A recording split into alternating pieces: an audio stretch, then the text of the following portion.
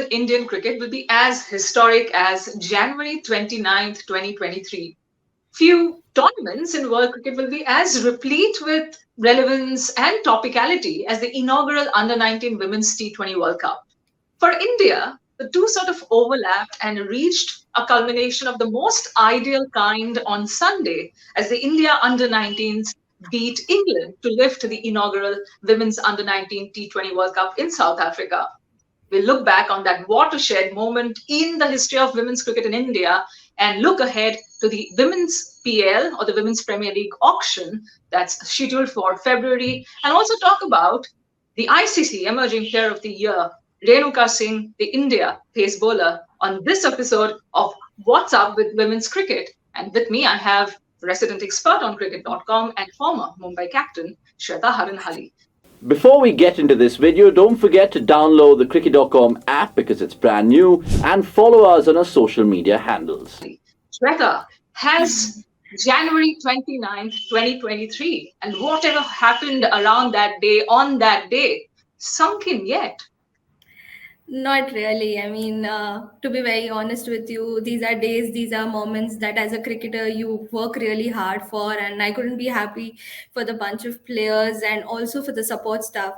12 months they've put in blood, sweat, grueling hours of session for this particular day, and it is actually very heartening to see Nushin, who was there in the finals, in the 2005 finals. That was the first time India actually reached the final of the World Cup, and they couldn't get over the line against Australia in this very nation. And for her to actually relive those moments through these young kids is something that is really, really heartening to see.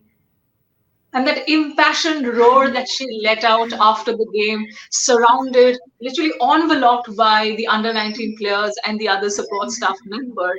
It was indeed a picture for the ages. There will be documentation in video and photographic form for Nushin Al Khadir, as you rightly said, the final wicket to fall on April 10th, 2005. In that final between India and Australia, where Australia literally hammered India, and India, the under 19 team, kind of gave a similar treatment to the England under 19s in the final on Sunday, because that was not a sort of thriller that we've seen in the other matches of this tournament, especially in the semi-final between England and Australia. It literally went down to the wire, but come Sunday, come the final, the India under 19 set the tone with spectacular, incisive seam bowling from their sole pacer, Titash Sadhu, and their fielding was practically out of this world. We haven't seen a better fielding side across men's or women's Indian cricket in ages now. And it all sort of came together nicely for the team, for Nushin Al Khadir, who became the first coach to oversee title-winning campaign in Indian women's cricket history as far as World Cups go. But what did you sort of make of the standout performances? There was Titash, as I mentioned, she is from Bengal, but there were pretty much every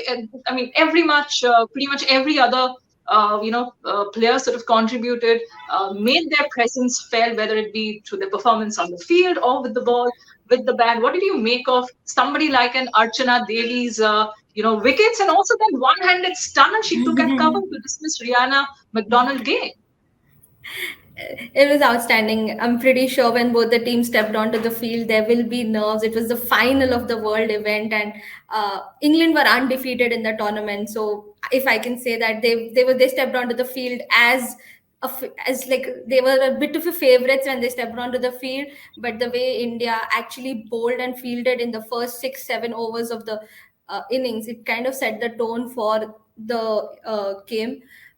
One of the highlights for me was the fielding standards of the team. They were not up to the mark in the group stages of the tournament, but come the knockout stages, come the Super 6 stages, they really improved on that. And I think at the under 19 level, at the age group level, even if you save 5, 6 or 10 runs in the field, it actually matters so much. And you could see the pressure building on the England side, especially after the power play. For me, I think the match was pretty much done in the power play, where England completely lost their top order. So India were really, really clinical with the ball. And helping that cause of India's was, of course, Jeet Risha, who sort of set the ball in motion with a spectacular catch in the deep. And that was the vital wicket of Grace Scrivens, the England under-19 captain, who was in the running to finish as the leading run getter in the tournament, was in a close sort of a competition with the eventual highest run getter in the tournament, and that was India opener Shweta Haranhalli. But that catch from G. Trisha was also replete with significance and irony, because in the semi-final she struggled on the field. She shelled a straightforward chance near the straight boundary and wasn't quite able to rise to the occasion, so to speak, because the ball was literally following her even inside the circle. But that splendid take sort of gave India a huge injection of confidence they must have needed as a unit, because you could see they were up for it. They wanted to win. They wanted to put in as comprehensive and well-rounded a performance, and not to mention there was a run out as well, effected by Soumya Tiwari. Direct hits, spot on target, as accurate as they can be. India couldn't have hoped for a better fielding performance in a clutch game like a World Cup final.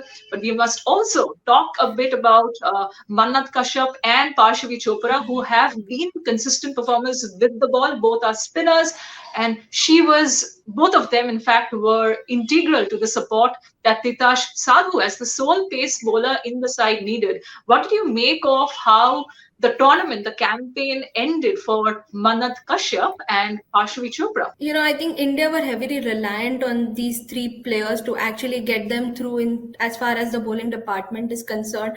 It was very early in the tournament that they realized that the wickets are assisting the spinners, and or credit to Mannat Kashyap and Parshavi Chopra. I think they bowled exceptionally well, and both of them actually understand their strengths, that is to pitch the ball up and allow it to turn. And South African wickets surprisingly assisted them. So, as far as Indian cricket is concerned, the future, as far as spin bowling is concerned, if I can say, looks really, really solid.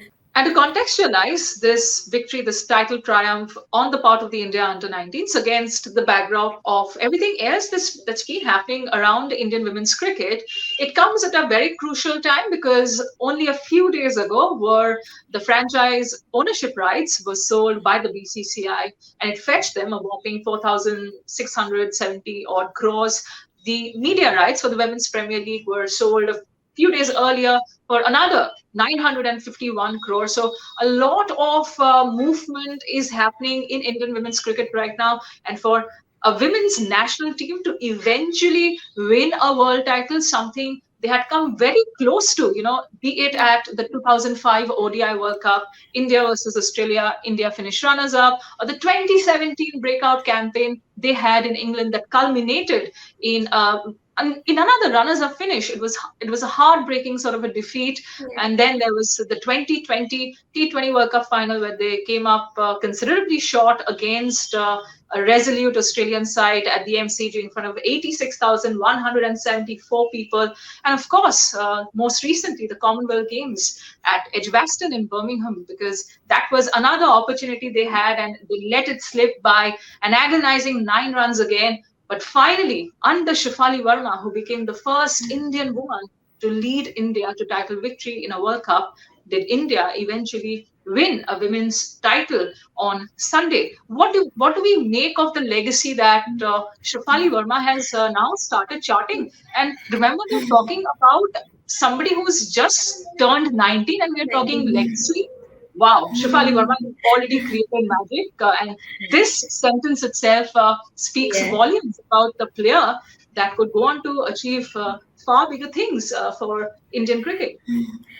For a 19-year-old actually to achieve so much. I mean, she's already played international level. She'd already played at the international level.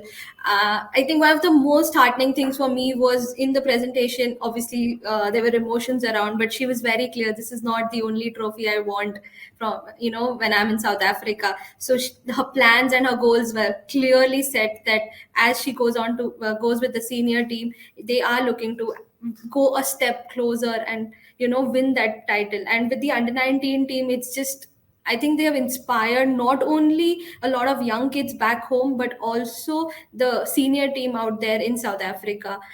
It is very similar to the 2007 India World Cup when MS Dhoni won it for the first time in South Africa. We had the IPL coming up in a couple of months. Shefali Verma has done it in South Africa. We have an IPL coming in less than a month. So I think these are exciting times for Indian cricket. What we've seen, how men's cricket has grown and progressed after the T20 Championship and the IPL. The same, I'm pretty sure it's going to be for me as a women's cricket player. I hope that it's better than what it was almost 15 years back. I mean, imagine Shafali Varma now walking into the senior Indian women's team dressing room. She's got the bragging rights, and there would be some propped up collars perhaps. But I don't think Shafali is like that. She was very grounded, even on the eve of the final. And the only thing she underscored was, I've tried my best to ensure that the team doesn't feel I am their superior because I've played internationals, I've played World Cups, I've tried to make the environment as egalitarian as possible. And to Shafali Varma's credit, because those who follow women's cricket closely, the Indian women's team, know that Shafali is not the most chirpy, ever smiling kind of a person. She likes to keep to herself. She's an observant young, player.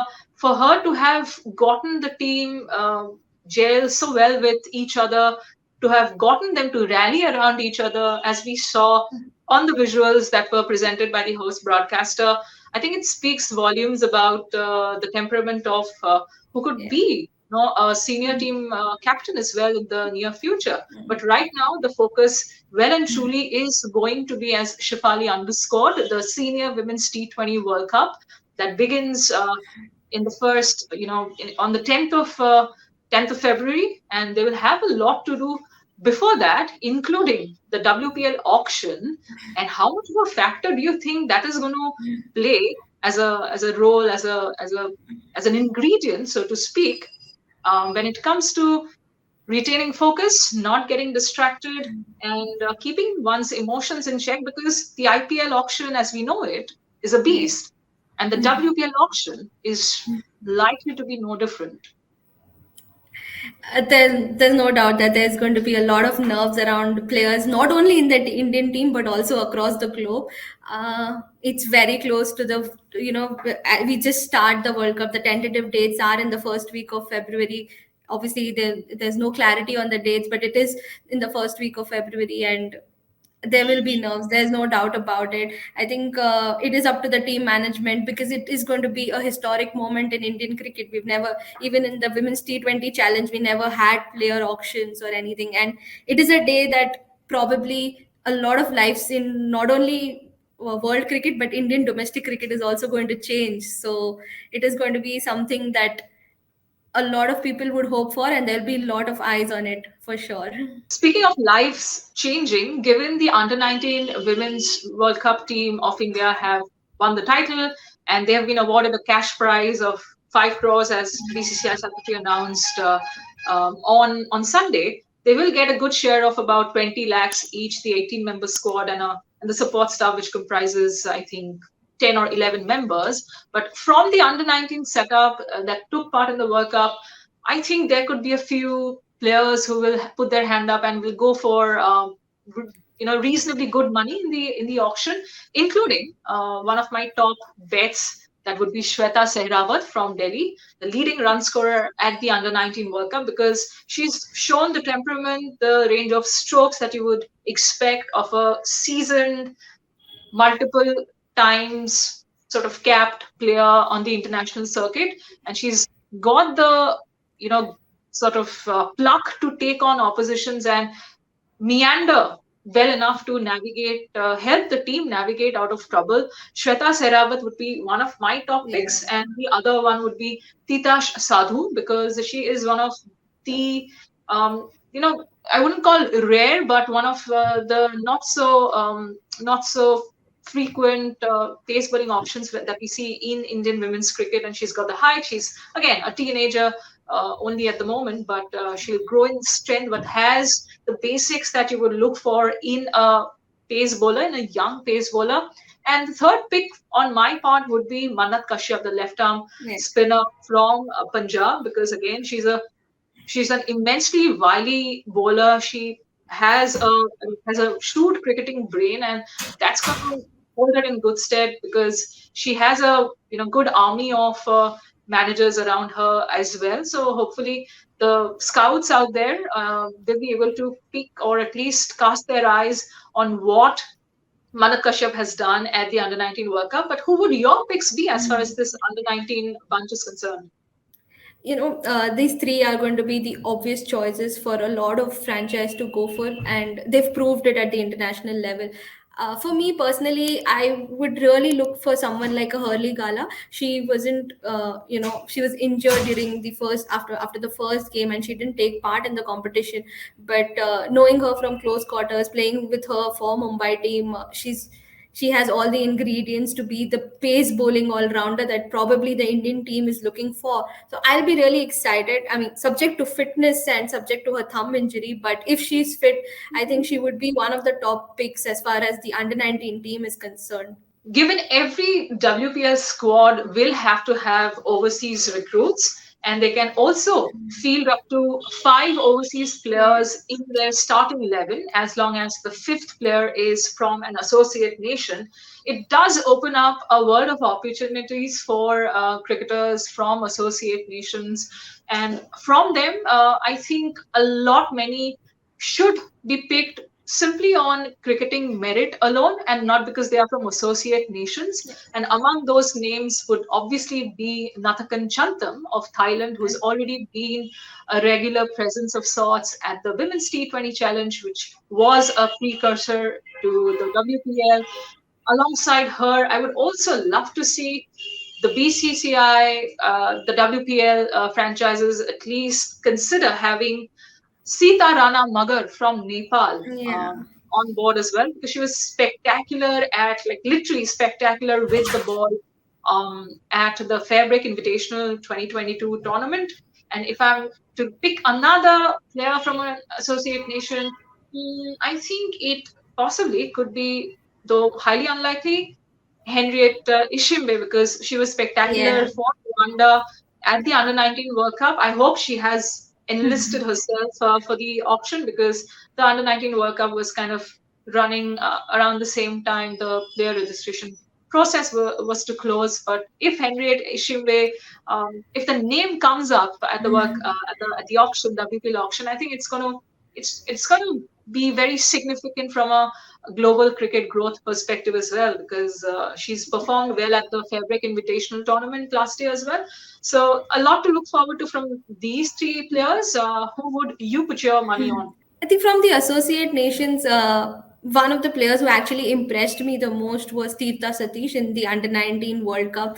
Uh, just the way she carried herself on and off the field. I remember in one of the post match presentations where she said, it's okay that we are playing against India and they've played exceptional cricket, but it is for us to learn and, try and match that level. For a young kid to have that level of maturity is something really, really heartening. So she'll be one of the players to watch out for. Another player I think would be I mean, I don't know. I don't think it's a biased opinion, but yeah, I played a lot with Isha Oza. She was the under 19 emerging player. She's the associate player of the uh, for the ICC. So I think I'll be really excited for her to actually get an opportunity to play in the Women's Premier League, one of the hardest hitting batters that I have known, not only in Mumbai but also around the world. So really, really excited if she gets an opportunity at such a big platform. And one of the most important facets of the WPL auction will be the five big players that are going to be picked to captain the five teams. Lots of names being thrown around on social media, lots of very deserving candidates in the running. But if I am to take, a sort of, if I am to make a rough assessment of sorts, Smriti Mandana, Harmanpreet Kaur, Deepti Sharma are absolute Yeah. no-brainers in terms of Yeah. picks. They literally pick themselves by dint of their cricketing acumen and the stature, their profile, all of that put together.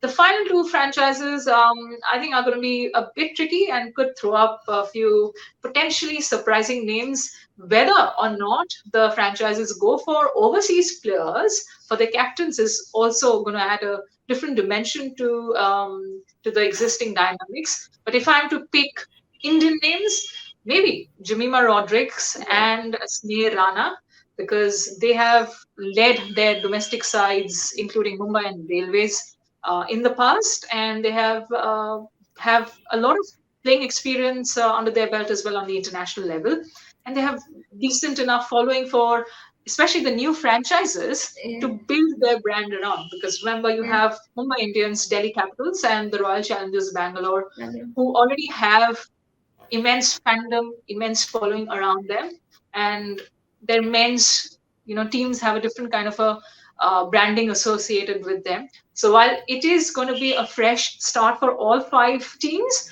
the new entrants in the Ahmedabad-based team owned by the Adani Group and the Lucknow-based team owned by Capri Global, potentially these two names could go for players we might not be able to think of at this point. But what are your thoughts, Shweta? Who do you think will end up leading those five teams? I mean, pretty much Smriti, Harman, and Dipti will definitely be part of one of the five franchise. But just to add on to the point, I am not pretty sure if the franchises would want to have an overseas captain, only because not sure how much they have seen Indian domestic players. So for the first season, it is ideal for the teams to actually have a captain who's played a lot of domestic cricket, who's seen a lot of players, because it's the first season and you want to build a team around it. You don't want a captain who will come in and probably not know a lot of players who are playing in the domestic circuit. So for the first season, I think pretty much spot on with the three picks. Jemima, I would love to see her lead. She's led Mumbai for a couple of years. Sneh Rana, I think, has been exceptional for Railways. She's one of the few captains that I rate really, really high. So I'll be pretty surprised if she doesn't end up leading one of the franchises. Is there a left field choice that both of us can pick individually? Who would that be? Shafali Verma, of course. She's the Yeah, I flavor of mean, the season. yeah, I think Unlikely, so. but absolutely left field choice. Give me one from your end, Shweta. Pretty tough one. Shikha Pandey, maybe? Not so I left think, field, very much a possibility given, yeah, very she. much. I mean, and she's a brilliant cricketing brain. She's led Goa for a number of years, and I think she probably will be a lot of experience under her belt as well. So she'll probably be the right kind of person as well. Not left field, but we can settle on that for now. So we've got the three obvious names in Harmanpreet Kaur, Smriti Mandana, Deepti Sharma, Jimmy Rodrigues, and Snehrana being the fourth and fifth names, definitely in the fray. And Shefali Varma with her exploits at the Under 19 Women's T20 World Cup. And Goa captain Shikha Pandey could also be in contention for captaincy at the Women's Premier League. But staying with the league, there has been a big announcement made official, has come from as official a source there can be, and that's the appointment of Mithali Raj as an advisor and mentor to the Ahmedabad based WPL franchise, which is owned by Adani Sportsline, which is in turn owned by the Adani Group. What does Mithali Raj bring to the table as a mentor and an advisor? And is it a foregone conclusion now, Shweta, that she's unlikely to feature in the WPL as a player? I think once she announced her retirement, she definitely announced her retirement from international cricket, but it was a given on a lot of fronts that she probably wouldn't pick up the bat ever again in competitive cricket. Over almost 2 decades, Indian cricket is very synonymous to Mithali Raj and Julan Goswami, and for them to actually be involved in the inaugural edition of the Women's Premier League is something massive for women's cricket. They've been pioneers of the sport for forever now, as far as, and as young kids who actually wanted to play the sport, we looked up to them. So for them to be involved in the sport beyond 22 hours, beyond 22 yards, and contribute and share their experiences, I think the next generation of players, they're really really lucky to have that kind of experience given for them. And it's just one of those moments in Indian cricket that you want to be a part of as a player. And one has to appreciate the promptness with which the Adani Group have responded and lapped up Mithali Raj, because it was a given that she is going to be in high demand given the experience and expertise she has around the women's game. And obviously, she's led the domestic side railways for so many years that she knows all of these young and experienced players, the uncapped ones, I mean, on the domestic circle pretty much inside out, and that is experience you cannot buy in a very literal or tangible sense, right? Yeah. So that's a great bet on the part of Adani Group, a wise financial and cricketing decision made, because Mithali Raj is a brand unto herself. She brings in that stature as the leading run scorer in women's international cricket, as the only captain to have led India to two World Cup finals, and every other record she has against a name.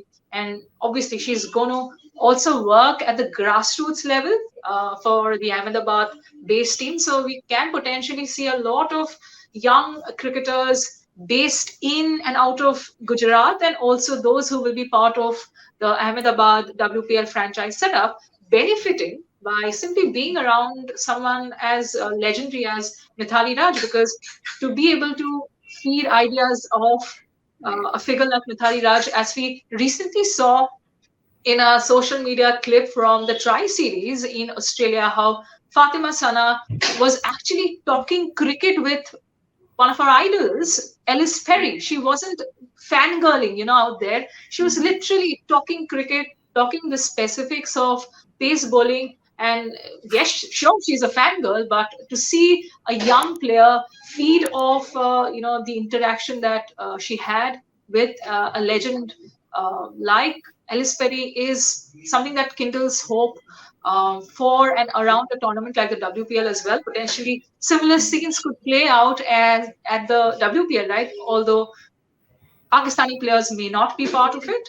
But yeah, I mean, I'm looking forward to what Mithali Raj does to revolutionize women's cricket in Gujarat, and her experience is going to play a big role in shaping the upcoming generations of women cricketers. And speaking of upcoming generation of women cricketers, somebody from the existing lot who's part of the senior national team has already made an emphatic statement of intent over the past 12 months or so since her debut on the Australia tour of 2021.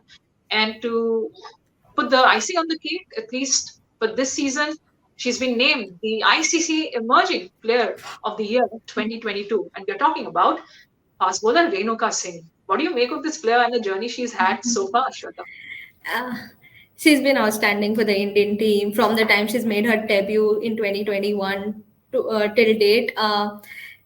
A very very hardworking player, and to see her, I've seen her time and again do that for Himachal Pradesh, but for her to actually replicate the same performances at the international level is something really really nice. And one of the good things about her is that she's always willing to try and try out different things in practice or in the match situation, and that has really been helping the Indian team. One of the reasons is also that she's very calm out there, as on the field and off the field as well. So I think Indian team, as far as pace bowling is concerned, we were having a bit of doubts that who is going to take over after Chulan Goswami retires. But here we have a young kid who's done it in the first year. I mean, there's a lot that she would also want to do in the coming T20 World Cup, but she's done it for the Indian side in the last 12 months. And I think the T20 World Cup and the and the Women's Premier League is going to probably be the standout moment for her. And credit must also be given to the selectors, because I remember when she was picked for the Australia tour, she was picked ahead of a few, already familiar names from the Indian pace bowling circuit in domestic cricket. So for the selectors to have had that foresight, and also for Harmanpreet to have Yeah. worked with the think tank, the coaches, there have been a number of coaches in the interim already. So for the think tank and the captain to have liaised well with each other, and to have given the kind of exposure Renuka Singh needed on the big stage. She performed exceedingly well at the Commonwealth Games in specific, and literally spearheaded the bowling attack with her four fours. She ended up taking a number of four-wicket hauls in that tournament. So credit must also go to the captain, the selection committee, who do make questionable calls at times, but this is one decision that I would be really, really, sort of praising them for, because it has really done wonders for Indian women's cricket at a time when they did not really have too many options in a very real sense. Given Julan Goswami wasn't playing the T20 format, Yeah. Shikha Pandey was sort of forced out of reckoning for reasons not known to many. So for Renuka Singh to have come to the fore and put her hand up and sort of shoulder the responsibility the way she has, that's really good signs for Indian women's cricket. And here's hoping, for the sake of Indian cricket, that she goes on to continuing the kind of form, the consistency she has shown, and the WPL, as you rightly said, could be a moment of reckoning for her, because the world would be watching that. So will be the Women's T20 World Cup next month. And we'll obviously talk more about both tournaments as we move forward, as the coming days unfold with all the surprises that they have. We'll dissect all of that as we go along. For now, all that we have for you on this show, dear viewers, is this, and we look forward to catching up with you next week as well.